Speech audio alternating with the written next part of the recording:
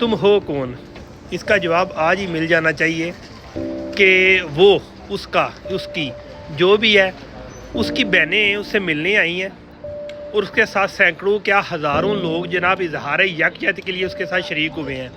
और international media भी जनाब उधर घूम रहा है कि कहीं उनके साथ कोई बदनज़मी ना हो जाए।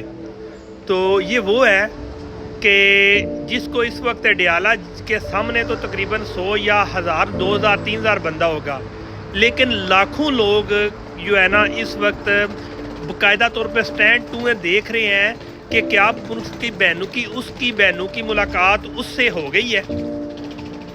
पाकिस्तान में बदकिस्मती से निज़ाम इस हद तक गिर चुका है, इस हद तक ख़राब हो चुका है कि हम लोग अब बजाय के एहतजाज करने के, बजाय के आवाज़ बुलंद करने के और बजाय के यकसू हो के निकलने के कोई चारा नहीं है।